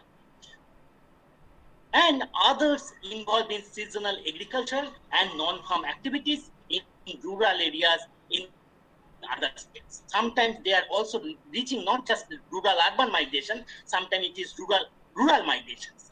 Say, for example, there are lots of migrants from West Bengal in Kerala. This is sometimes rural migrations, okay? So in that way, the West and the Southern states where industries and commercial service sector flourished, the informal economy grew in hand. The growing informal sector in cities in the West and the Southern states was sustained by exploiting these distressed migrants with low wage and lack of employment and social security benefits. Now, what is the reasons for such kind of urbanizations which are happening in the industrialized states, enabled by the migrants who are distressed and left without any social security. Low income added with employment insecurity forces them to live in informal and congested housing conditions, including slums in and around cities. So, poor migrants, their housing conditions, they are basically would be accommodated in slums, informal settlement in the cities, right? This trend has been consistent with the discourse of disproportionate industrializations between northern and eastern and northeastern states. So you have this distress migration because, as we all know, that distributions of the industrializations has not been kind of, spatially equalizing different states, right? So there are inequality in the growth trajectories across Indian states. And these industrialized Western states has been the cost sometimes, attracted these distress migrations from poorer states, which are industrially poor, states to their industrialized counterparts. This trend of migration discourse would perhaps hold the government, both union and state level, accountable for such distress migrations due to lack of balance. So we can claim that, this distress migration is because of the lack of balanced growth, right? Leading to the divergence among the Indian states, right? So you have a poorer states on the eastern side, and the western side and the southern states are with the industries, and therefore these distress migrations from the poor states are reaching to those states, and therefore this has been kind of in consistent kind of discussions in part of that. Now, moreover, this trend therefore would make governments responsible for social security entitlements both at home and host states, or the space they are migrating to, especially in the distressed migrants and their families. So when you say this is a distressed migration, right, then it is obviously make a kind of responsible governments or the government to give the social security measures, not only from the poor states from where they are going to the richer states, right, but also the states where they are going, or the host states, they have to provide some of the social security measures, right, say housing and some of the employment security and so on, so forth, some social security measures. There is strikingly the other strand, sometimes opposite strand, as opposed to this distress migration. What is that? That is a quite new strand right now. Newer one. Take the view that migration is not necessarily due to distress as native states, rather availability of the better opportunities created through fast economic liberalization in the west and the southern states. So it's not a distress kind of thing. It's rather opportunities created in the states in the west and the south, right, through industrialization, rapid economic liberalization, that fuel that has been caused by some, of course, liberalization of the industries and so on and so forth. So that could be a kind of opportunities for people who are living in a poor economic livelihood conditions in poor states, have now the opportunity to live to their states and go to the industrialized states. Therefore, this discourse places the migration as an opportunity for all, as opposed to the distress for underprivileged. So it's not distress, it's opportunity. It is true that there has been sustained growth in industry and especially commercial services like IT, banking, and so on and so forth in post-liberalization period since early 1990s perhaps. Both this growth has not been balanced across Indian states, sustaining the existing gap or the divergence between poor and the richer states. Given these two drastically opposite strands on India's migration discourse, the government seems to have prioritized the second one, saying that distress is not the case, it is more the opportunity, right? And therefore, oh, sorry. Sorry, I'm sorry. That is the key. Okay. Now, Given these two drastically opposite stands on India's migration discourse, Uma,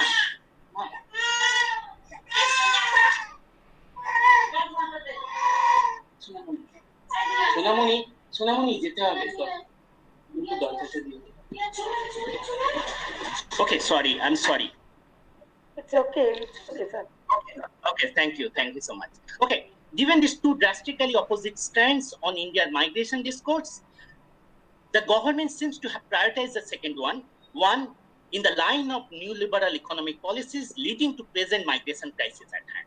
To have further grounds on the Indian migration discourse, we have to look at the political economy around the preparations of the migration-related statistics and its official records. So I started saying that migration, like poverty, consumption, expenditure, then you have this employment. As you know, India's employment data is one of the poor quality employment, poor frequency all over the world, right? Once in a five, it comes once in a 5 year. That means you are not taking the unemployment situation as seriously as many other kind of indicators. That shows by the lack of data. And there is nothing kind of, it is reason, there is political economic reasons that says why we don't have the data related to employment, unemployment, and of course the migration in this our case of this thing. Let us see what is the case. Political economy of migration data, because we don't have very good comprehensive data on migrations. Can we explain this absence or infrequent data or inadequate data on migrations through the understanding of the political economy in the Indian case, right? So therefore, this section would be political economy of the migration data. There are only two sources of India's migration data covering at national level: the decadal population census and occasional household surveys conducted by National Sample Survey Office, NSSO, latest being that 2011 for the census and 2007 for the migrations related statistics. Right now, we are in 2020. Our migration related data, latest data is available in 2017. That means we are having no data necessarily on migrations with covering pan-Indian level over last 13 years. So we are dealing with the data which was there in 2007 for discussing the distress for 2020. Now, does this explain the absence of data something else? True, though, there is no mandatory provisions of official records involving the movements of people from one state to another. Neither the home states nor the host states, say the states from where the migrants are moving to the other states and the states where they are presently residing host states, keep any statistical records on their outward and inward migration respectively. So the home state don't keep what is their migrants, what is the people going from these states as out migrants. We don't have the statistics neither from the home state nor from the host states where they are going, right? This in turn left no usable official data on the stock and the flow of the migrants, right? We don't know what is the flow annually, and we don't know also the stock much. In that form of very official statistics cannot have very updated data on that. Their socioeconomic profiles, we don't know who are the people. Their socioeconomic profile, right? And seasonal variation across home and the host states. So we don't know what is the situation, how many people in 2019 say moved from state 1 to state B as an instructed migrations.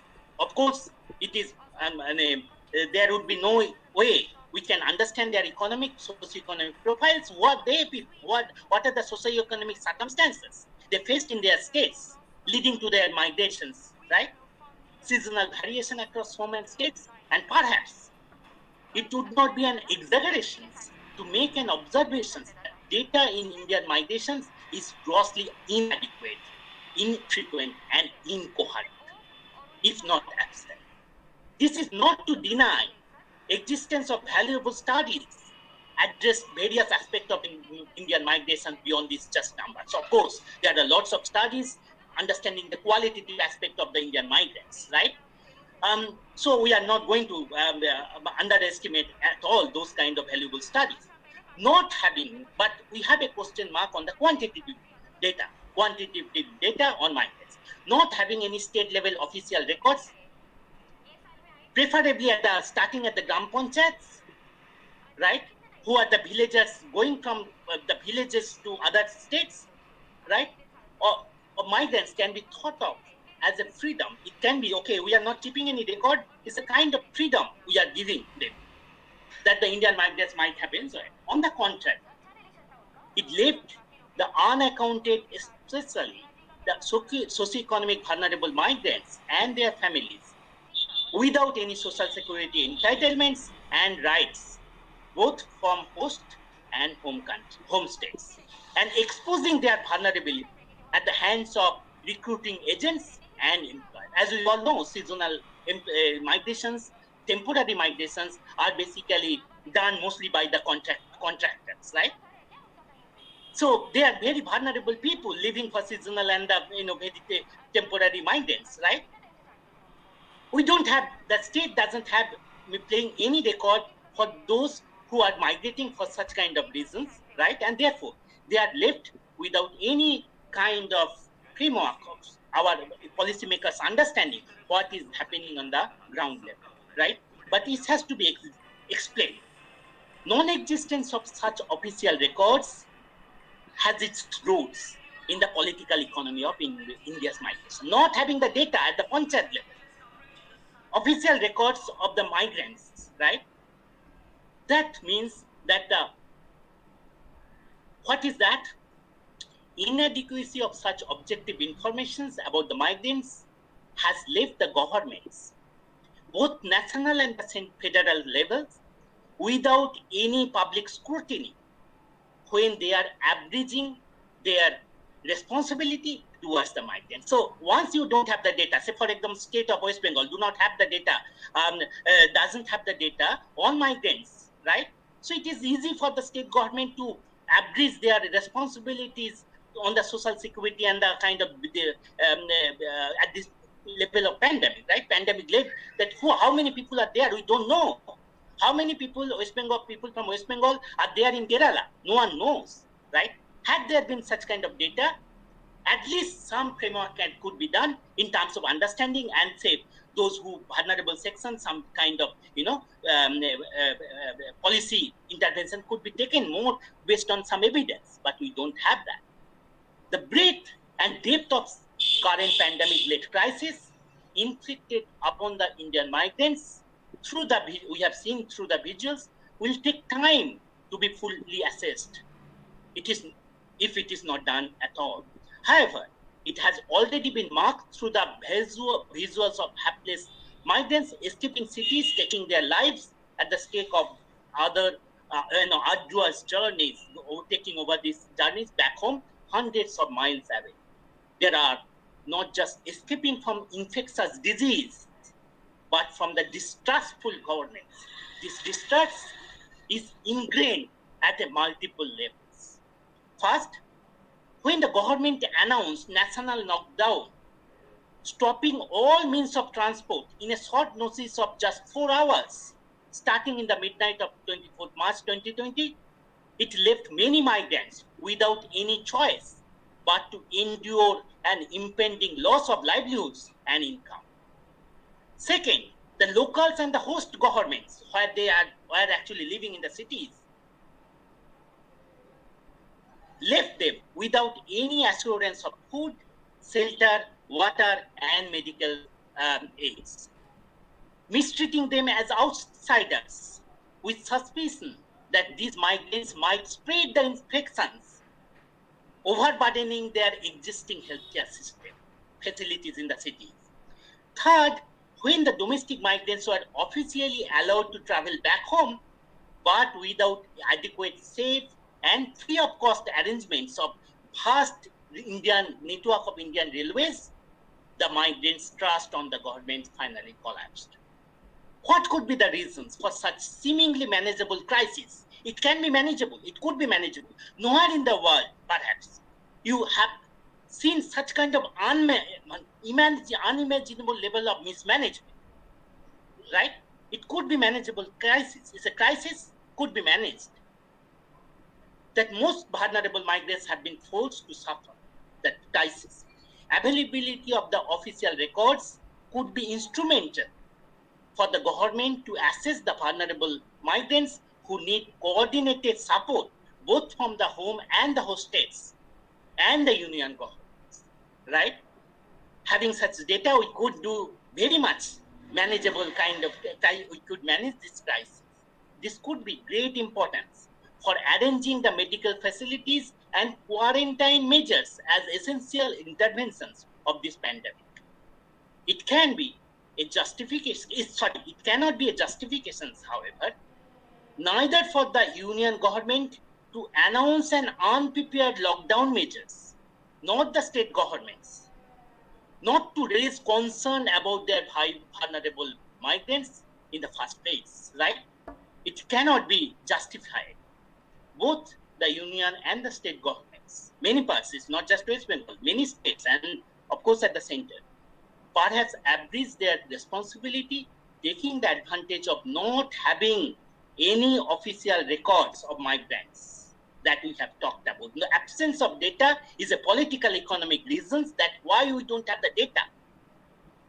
Because migration has been left as a very neglected topic in our discussions, like the perhaps that the unemployment situations that many of us know that there is a lack of data on the very understanding of the nuances of the unemployment situation in India. For US and many developed countries, employment data comes over quarter, right? Every quarter you have the employment data. We have once in 5 years, right? That's the reason why we have such kind of difficulties. Now, moreover, it has curtailed the government accountabilities without effective public scrutiny and judicial intervention at the height of this migration crisis. Because of lack of data, we don't know what is happening, and that perhaps curtailing government we could not make the government to be accountable, right? Through public scrutiny or necessary judicial interventions. The only island of the sea of crisis, but this story is not pan-Indian story. All the story, there is one case exception. That exception says that what we are seeing all over India is a kind of political economic discourse that is setting the migration as a neglected areas of concern, social concerns, that is problematic. The only, as I told that there is a state, Kerala, a southern state of India, which has been effective in managing this crisis with informed preparedness of a compassionate government. We have seen many of the discussion regarding the controlling the pandemic. Kerala model came to the picture.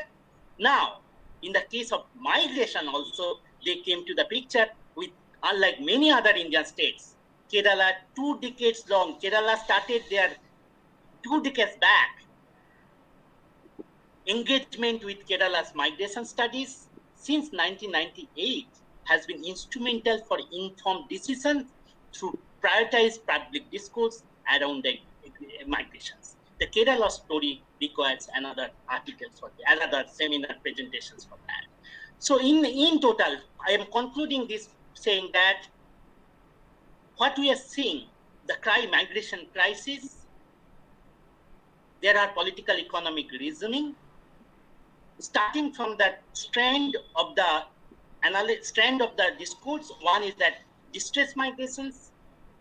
Latter part, it's the new liberalism creating the kind of discourse of opportunities, and therefore, when there are opportunities, then government can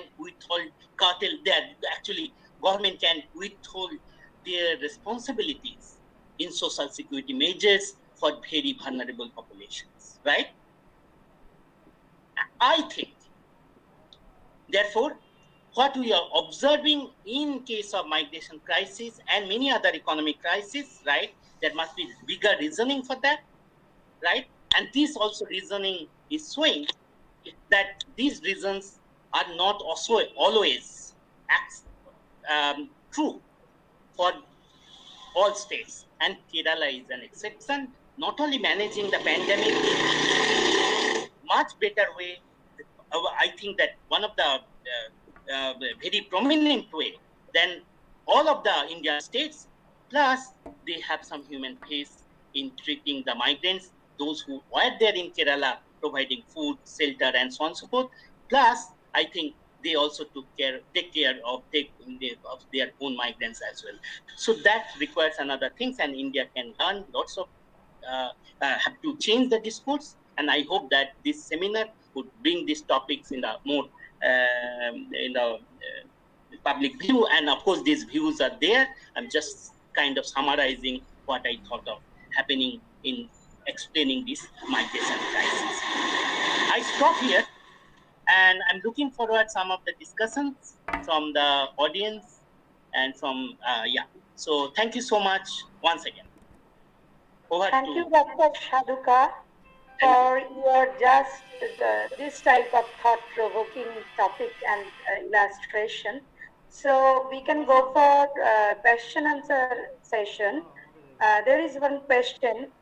What are the challenges before labor and informal sector of our economy due to COVID-19? Okay, sorry, can you just repeat it? Yes.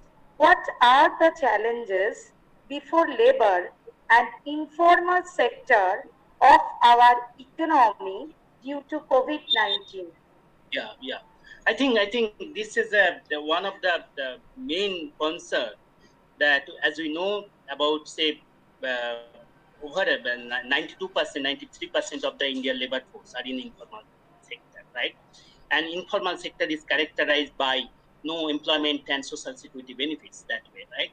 So immediate measures could be that, as Professor Bakshi and Professor Hajra also mentioned, that there is a kind of impending slowdown, right? Recession is already there in the economy, and it is going to sustain for 2021 by all projections, right? Therefore, this 90%, around 90% of the vulnerable people, those who are in informal sector, require some social support, so kind of income security, right? Many are planning that utilizing some of the scheme already there. Say, for example, MNREGA, some pension schemes, some kind of, statewide schemes. So utilize those schemes to give the money to the people, right? In terms of the, income support for their kind of, this supporting this loss of livelihood. That is one part of this, right? And many of them, as Dr. Hazra also mentioned, that free food and these things, I think majority of this informal labors also depends on the PDS system, right? And what we are seeing even in the West Bengal, that over these last few months, that 5 kgs of staple food, basically the food grains, has been provided, right? And therefore, this can be extended, right? In addition, but I'm not saying that it can be just substitute of the income support that is needed.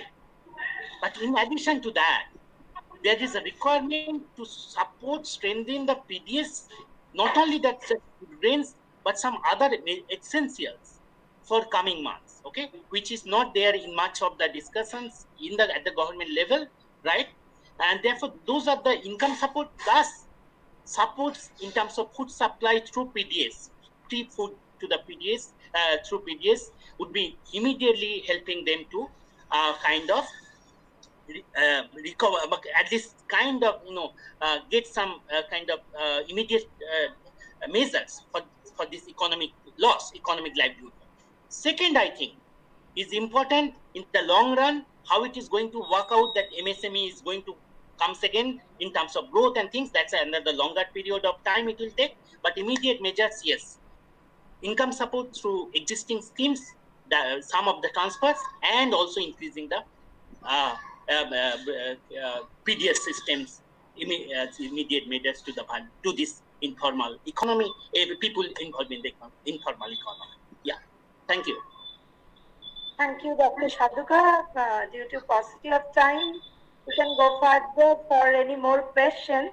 Now it's time for valedictory session and Thanksgiving session. So I invite Dr. Kuheli Mukhopadhyay, Organizing Secretary BRAS, and Organizing Secretary and Assistant Professor, Department of Economics, Shonamukhi College. So Dr. Mukhopadhyay, please continue. Thank you, Dr. Mitro. First of all, good afternoon, everybody. And am I audible, I think? Yes. Yeah. It's really my privilege to propose a vote of thanks to all the esteemed dignitaries present in this occasion. So, on behalf of Economics Department, Shonamukhi College, and Belur Research Association of Social Science, BRAS, first of all, I'd like to thank our Honorable Principal Sir, Dr. Bappaditya Mondol, for his constant encouragement, active cooperation, support, and timely guidance, without which this webinar would not have been possible. I'd also like to take this opportunity to thank Professor Joyanta Kumar Shaha, Head, Department of Law and Inspector of Colleges, Bankura University, for his gracious presence in the occasion. Deepest thanks goes to our respected speakers, Dr. Konok Kanti Bagchi, Professor of Economics, University of North Bengal, Dr. Somnath Hajra, Economist at the School of Oceanographic Studies, Jadavpur University, and Dr. Amit Sadhuka, Tata Institute of Social Science, Hyderabad campus, for their valuable presentation and insights into topics which are perhaps very much relevant in today's world. I'd also like to acknowledge with thanks the contributions of Dr. Devjani Mitro, Assistant Professor, Vijay Krishna Girls College and BRAS member, Dr. Kishore Noshkar, Assistant Professor, Boj College and BRAS Secretary, Professor Saurabh Kumar Das, BRAS member, Dr. Ratul Shaha, Assistant Professor, Shonamukhi College and BRAS member, for their relentless effort in putting flesh and blood into the bones of this webinar proposal. Last but not the least, we are immensely grateful to all our participants, the teaching and non-teaching staff of Shonamukhi College, our dear students, and the technical team of the college. They really stood by us through every thick and thin during making of this webinar. So once again, sincere thanks to each and every individual who have been associated with this webinar, either directly or indirectly. So with these words, we would like to conclude this webinar session. Thank you so much.